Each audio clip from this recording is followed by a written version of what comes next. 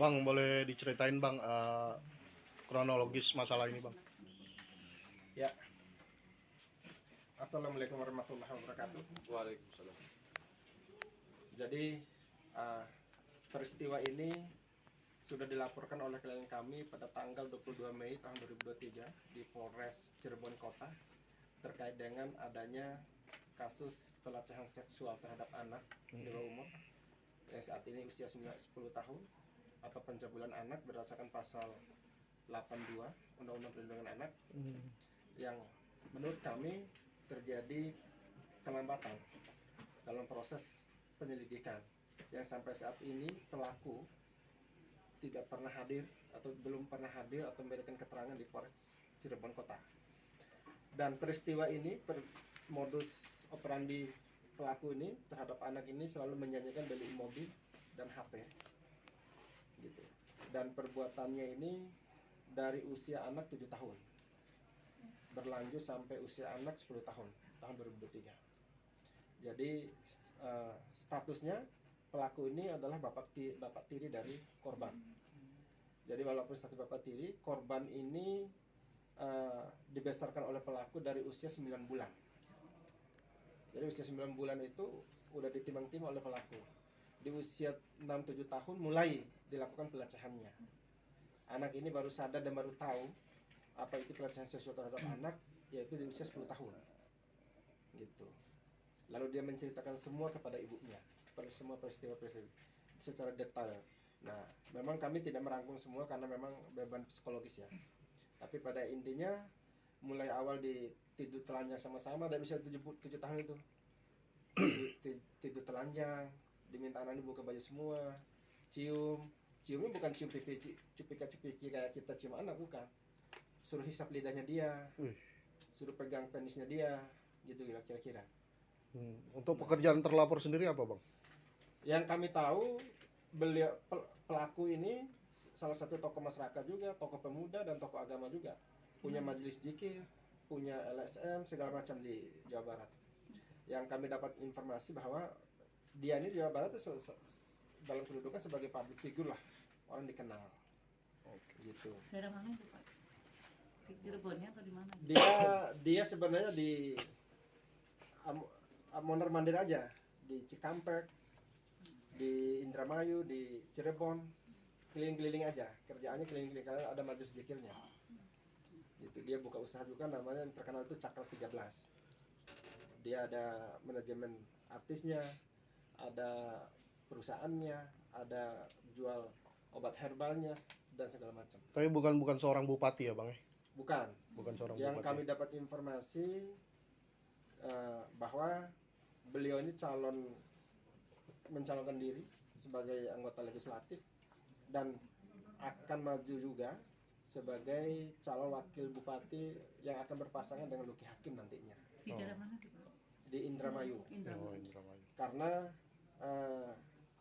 korban ini juga pernah berfoto dengan Luki Hakim. Oke. Diperkenalkan oleh pelaku. Berarti udah dilaporkan ke Polda Cirebon ya? Polres. Oh, di Polres Cirebon. Di Polres Cirebon dari tanggal 25 Mei. 22 Mei laporannya. Oke, bang, dilihatin dulu bang. Itu di Polres Cirebon bang ya? Iya, Cirebon Kota. Pelaku sendiri masih berkeliaran atau seperti apa bang? Masih berkeliaran. Masih Malah teror ke istrinya terus.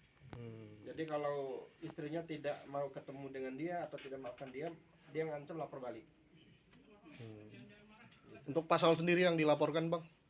Pasal 82 Undang-Undang Perlindungan Anak. Untuk langkah yang sudah dilakukan oleh keluarga sendiri terhadap pelaku itu seperti apa? Sebenarnya kalau sebelum kami pegang berdasarkan cerita klien kami, langkah-langkah yang sudah diambil atau dilakukan oleh ibu ini kan terus mendesak kapan pelaku dipanggil, kapan pelaku ditangkap gitu. Karena makin terasa resah ya, rasanya kami ini kalau pelaku ini berkeliaran terus. Karena anaknya ini sekarang ini tidak mau menyebut dia itu sebagai Abi yang biasa dia panggil. Selalu mengeluarkan kata-kata babi, sebut nama panggilan sendiri, gitulah kira-kira. Gitu. Untuk psikis sendiri untuk korban? keadaan korban sekarang? Tergoncang pastinya. Oke. Jadi di Polres, di penyidik hari ini sudah ada hasil visumnya, udah ada hasil P2 TPA-nya, Oke. udah ada dari Komnas anaknya yang memberikan pendapat. Seharusnya cukup bukti itu. Karena kalau diminta lagi saksi, mana ada saksi ya terhadap pelecehan seksual. Kalau ada saksi nggak terjadi pelecehan seksual. Oke. Gitu. Bang, ini kan sudah dilakukan pelaporan. Ini langkah yang diambil atau dilakukan oleh pihak kepolisian ini seperti apa, Pak? Sampai saat ini yang kami baca, yang kami teliti di SP2HP-nya belum ada. Jadi baru hanya menerima bukti-bukti dari klien kami. Sampai saat ini belum ada pemanggilan daripada pihak-pihak lain. Oke. Nah, ini yang kami sangat sayangkan.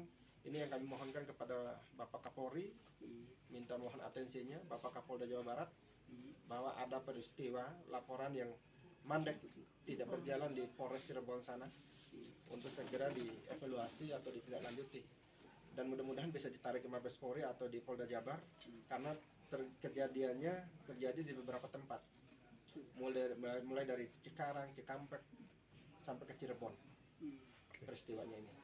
Bang, satu lagi Bang, ini kan tadi ada disebutkan bahwa terjadinya teror, ancaman, intimidasi dan lain-lain yang dilakukan oleh terduga pelaku itu sendiri. Apakah kedepannya atau memang dari pihak Abang dan teman-teman selaku kuasa hukum sendiri maupun dari pihak keluarga sudah berkoordinasi dengan lembaga seperti LPSK untuk melakukan perlindungan terhadap saksi dan korban?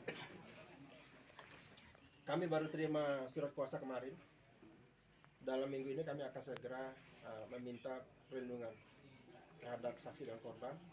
Akan koordinasi minta atensi dari Menteri PPA, berkoordinasi juga dengan KPAI nantinya tentu, Komnas Perempuan, semua kami akan koordinasi untuk melindungi anak ini dan mengembalikan psikologisnya. Yang paling utama itu bagaimana psikologisnya kembali. Karena saat ini anaknya mengalami trauma berat. Gitu. Tapi udah divisum Bang, ini Sudah. anak-anak. Visumnya sudah ada. Bukti visum juga ada ya? Udah. Siap. Visum dari penyidik. Oke, sip. Thank you Bang. Bang, ada harapan